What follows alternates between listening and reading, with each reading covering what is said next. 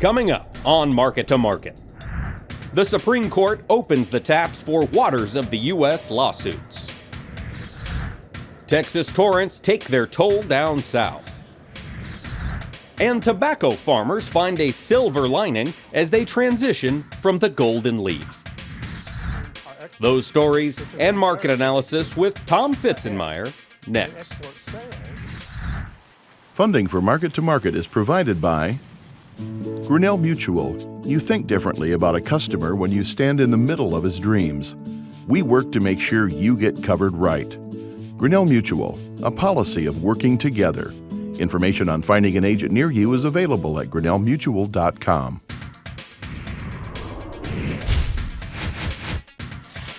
This is the Friday, June 3 edition of Market to Market, the weekly journal of rural America. Hello, I'm Mike Pearson.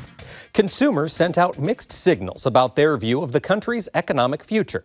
Last month, the Consumer Confidence Index fell to its lowest level in a year as job holders remained cautiously optimistic about the business economy. However, the Commerce Department reported a 1% jump in consumer spending, the largest gain since the end of the Great Recession in 2009. The Labor Department reported the unemployment rate fell to 4.7%. Drilling deeper into the data, only 38,000 jobs were created last month, the lowest in 6 years. Some economists attribute the drop to fewer job seekers, while others point to businesses holding on to more employees. There is some optimism in the heartland as Creighton's 9-state Midwest Business Conditions Index spent another month above growth neutral. Despite the good news, Creighton's experts believe if the Fed raises interest rates, the index will fall due to the higher price of $1. As the economic storm continues to brew across the country, Mother Nature resumed her onslaught on the nation's midsection. Paul Yeager reports. The saying goes, everything is bigger in Texas. And this spring, the rainfall has lived up to the billing. Portions of the Lone Star State are again underwater as at least 31 counties have been declared disaster areas. At least 6 people died last week in central and southeast Texas. This is, like I said, something we have never encountered, so it's frightening to us. Metro areas of Houston, San Antonio, and Dallas have experienced more than one deluge this year. Portions of interstates were shut down this week when as much as 10 inches of rain fell in a short time period. About half of Texas is under flood watches or warnings. Back in March, rainfall broke records set in 1884 along the Sabine River. More than 560 water rescues were performed along the Brazos River over the last 4 days. The state's climatologist says annual rainfall is up over the last century, and 2016's rains have been exacerbated by El Nino. More heavy rain is forecast through the weekend, which worries emergency management officials. For Market to Market, I'm Paul Yeager. Nearly a year ago, the Environmental Protection Agency published its final rule on defining certain bodies of water as waters of the United States. The decision ignited a firestorm of controversy and sparked more than 24 lawsuits. This week, a legal decision opened the floodgates for swifter recourse if farmers, ranchers, or entrepreneurs disagree with the federal designation. Delaney Howell has the story. In a unanimous decision Tuesday, the Supreme Court ruled in favor of the Hogs company over a lawsuit filed against the U.S. Army Corps of Engineers. The case centered on whether or not the North Dakota-based peat mining firm could appeal a Waters of the U.S. or WOTUS designation. Under the Clean Water Act, the EPA was granted the authority to regulate the discharge of any pollutants into U.S. waters. The WOTUS rule further defines the EPA's mission. Many landowners, farmers, and ranchers have called the guidelines vague and an example of regulatory overreach. The decision makes for increased optimism over the future of judicial action pertaining to WOTUS. Prior to the case, lawsuits against the Corps were generally dismissed, leaving farmers with 2 options: continue working and risk fines of nearly $40,000 per day, or spend more than $100,000 to get through the federal agency's lengthy approval process without a guarantee a permit will even be granted. Justice Anthony Kennedy called the law's reach notoriously unclear and said, "It continues to raise troubling questions regarding the government's power to cast doubt on the full use and enjoyment of private property throughout the nation." The new ruling sets a precedent which allows landowners to bypass the extensive permitting process and legally challenge Army Corps' decision over waters of the U.S. designations. Agricultural groups, including the American Farm Bureau Federation and the National Cattlemen's Beef Association, have been heavily involved in legal challenges against WOTUS.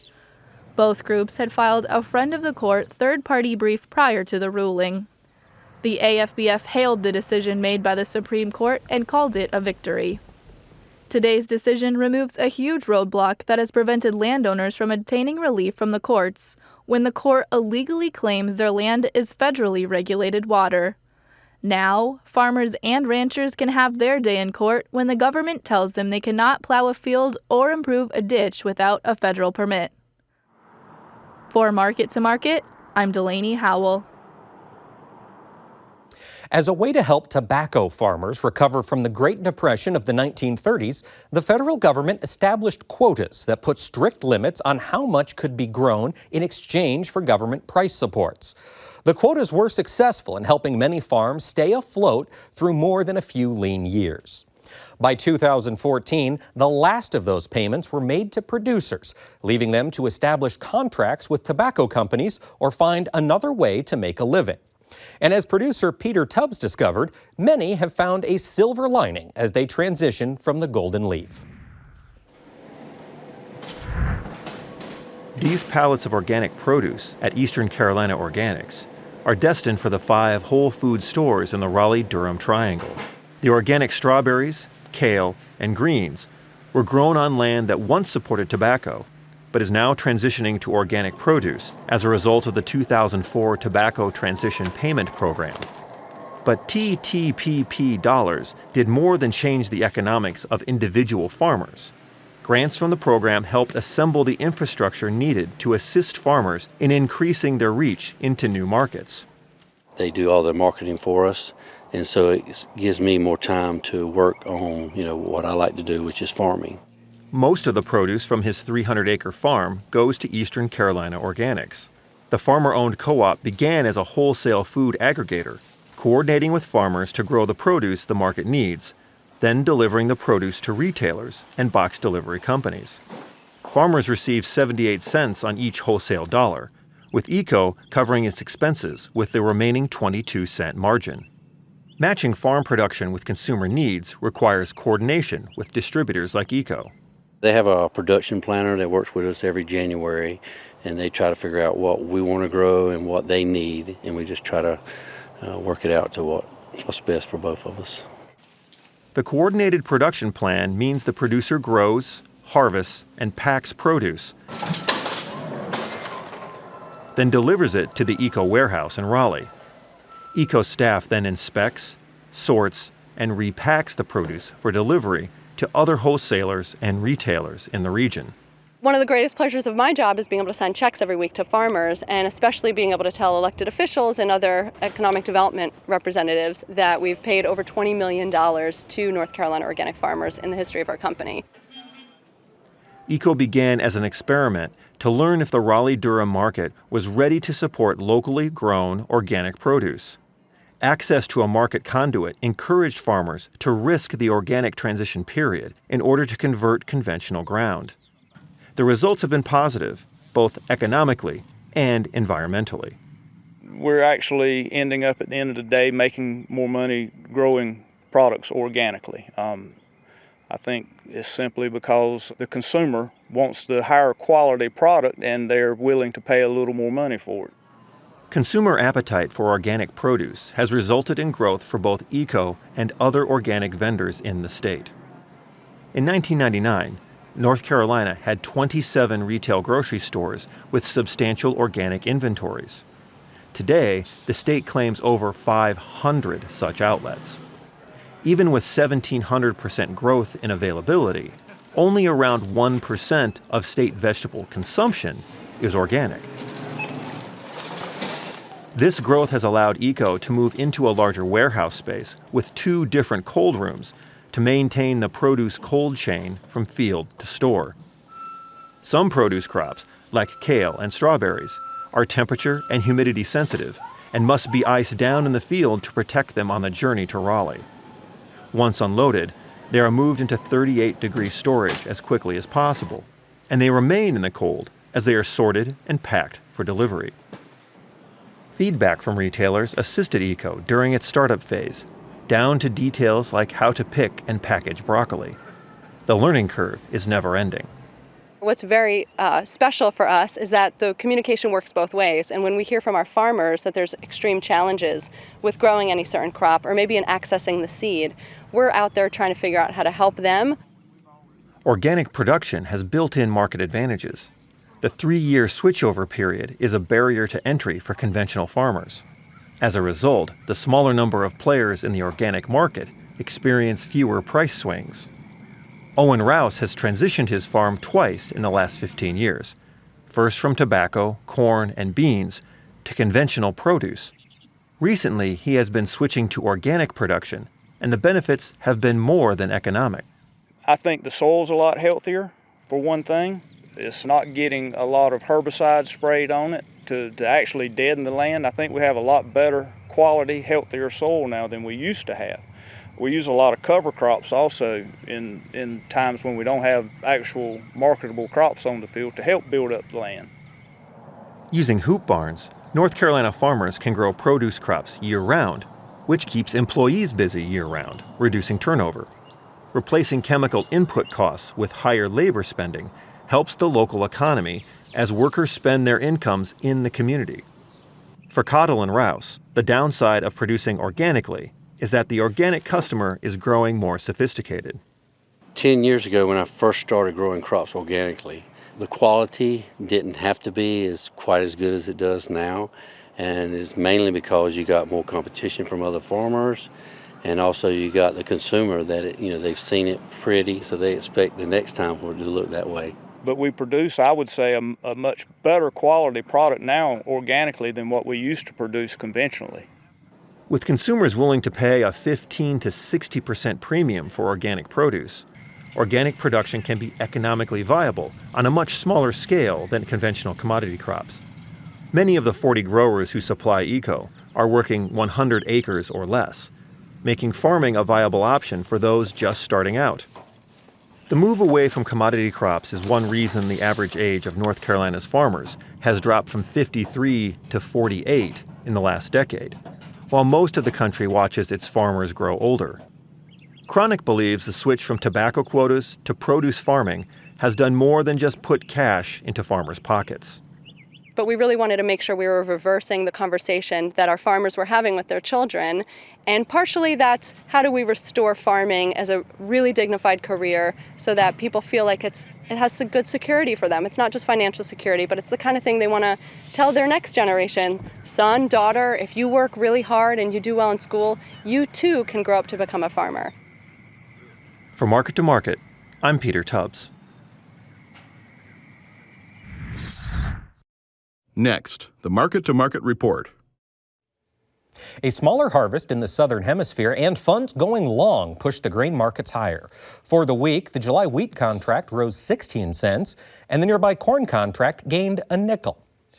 Fund buyers purchasing a record number of contracts, rumors of a natural gas shortage in Argentina, and a potential shift in Chinese buying propelled the July soybean contract 45 cents higher. July meal kept the pace and added $11.70 per ton. In the softs, July cotton lost 36 cents per hundredweight.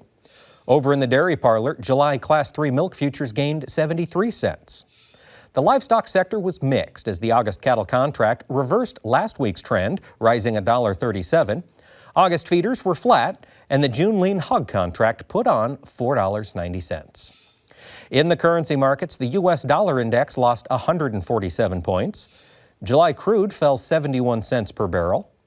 August COMEX gold gained $26.20 per ounce, And the Goldman Sachs Commodity Index ticked up a scant 3 points to finish the week at 374.55.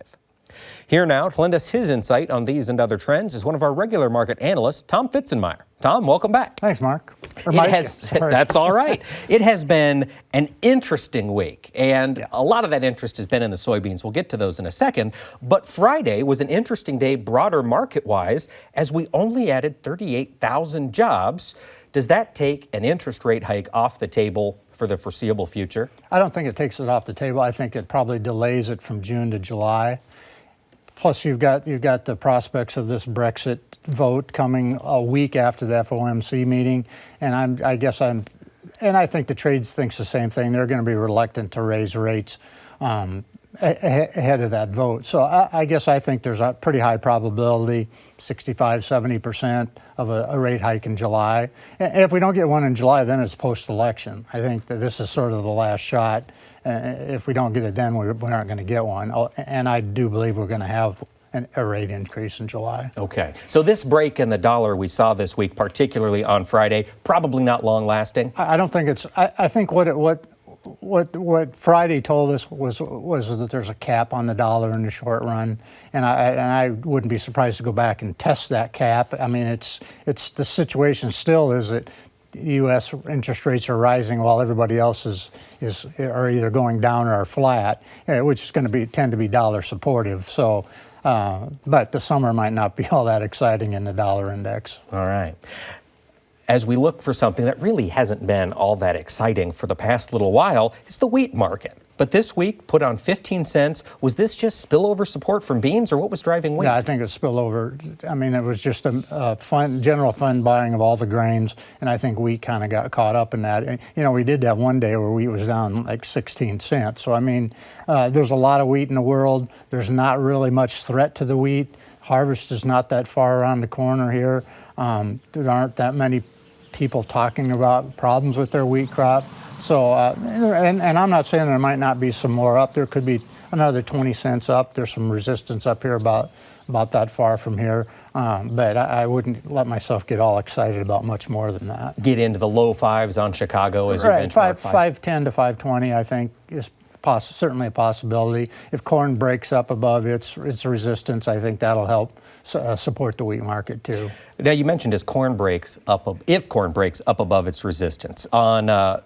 Where is that as we sit here today? It's where it closed Friday, basically right at 420. That was that October high we put in 2015, and we're right at that.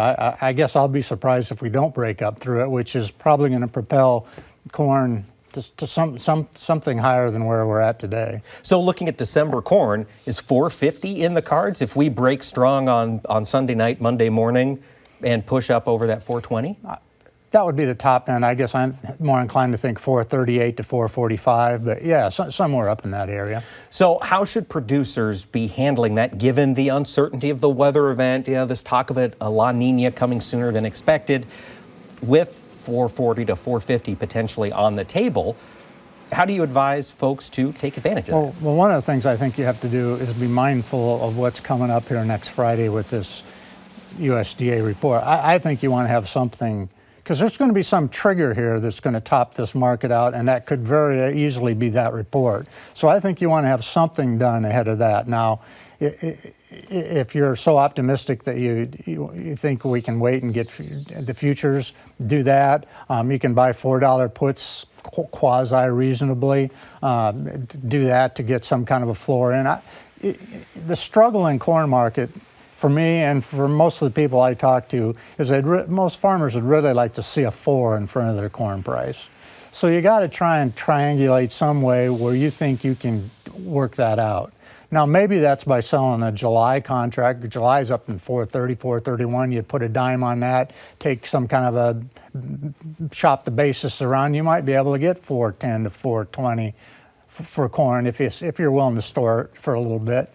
So I think you need to look at those sort of things to try and get that accomplished. Be a little more creative. Don't just wait for this roller coaster on the futures. Right. All right. Roller coaster on the futures market. We've got to talk soybeans. Unbelievable changes throughout this past week in particularly the old crop bean market. Tom, what's happening? Okay, I said to my wife last night, I said, I'm going to have to talk about beans tomorrow night, and I'm not sure what to say.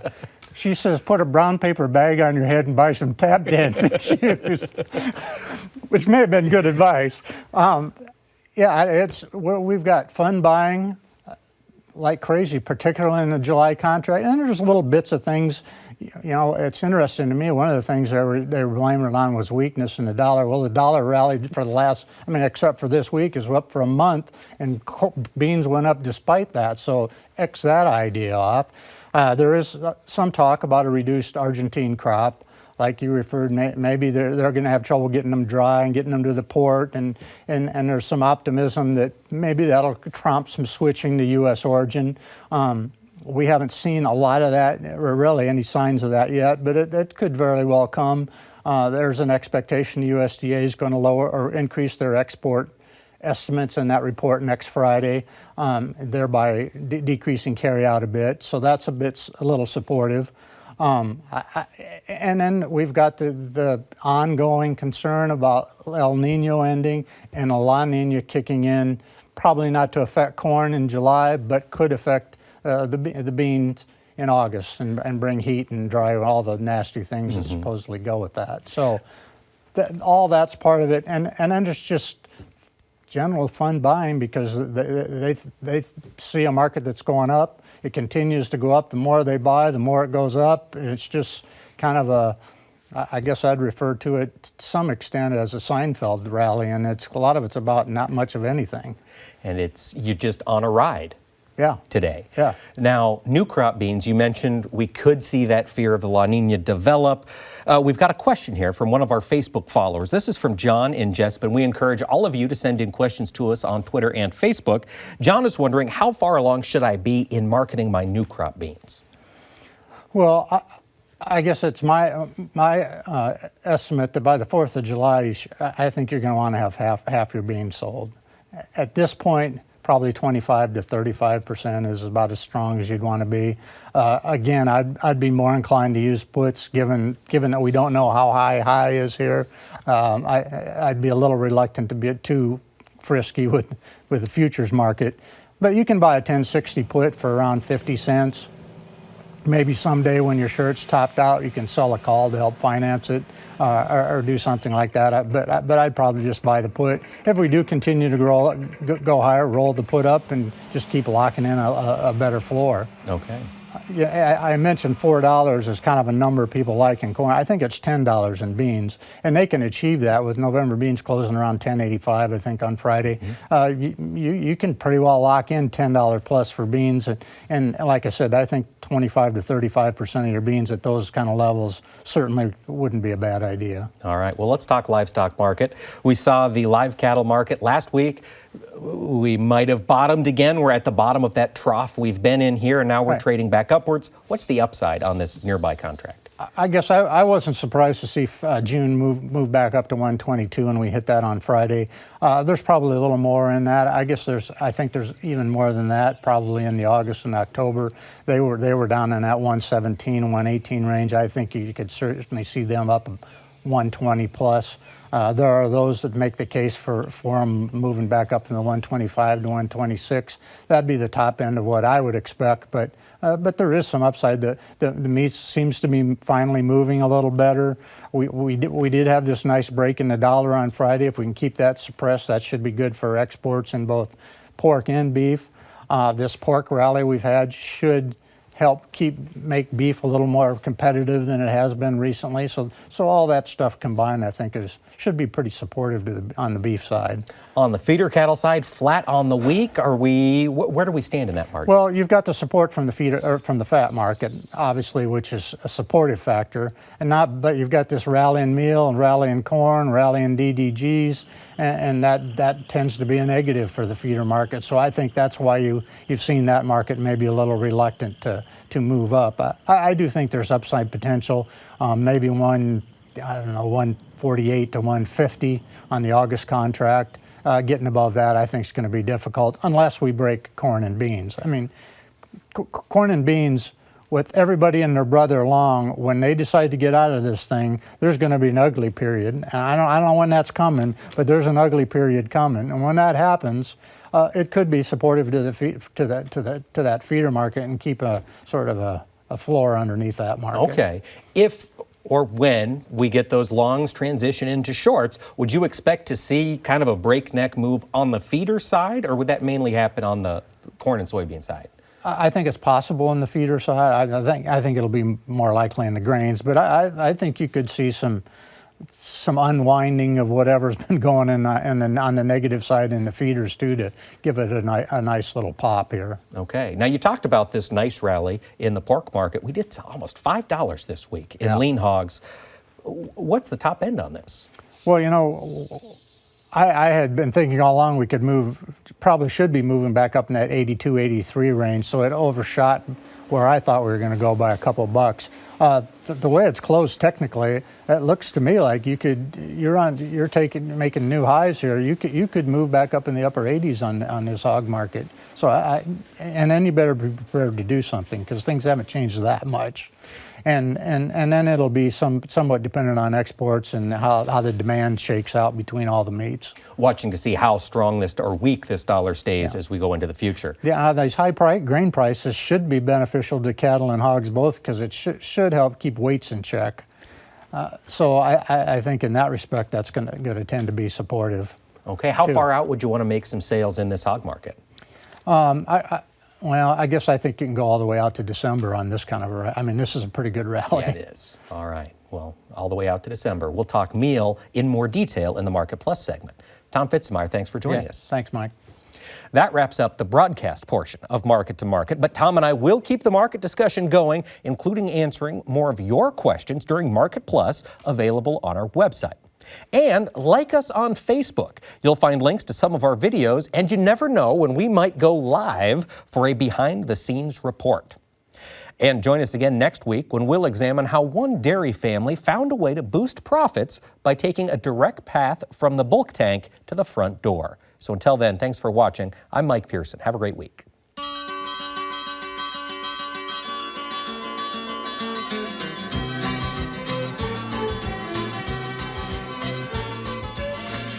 Market to Market is a production of Iowa Public Television, which is solely responsible for its content. Funding for Market to Market is provided by Grinnell Mutual. You think differently about a customer when you stand in the middle of his dreams. We work to make sure you get covered right. Grinnell Mutual, a policy of working together. Information on finding an agent near you is available at grinnellmutual.com.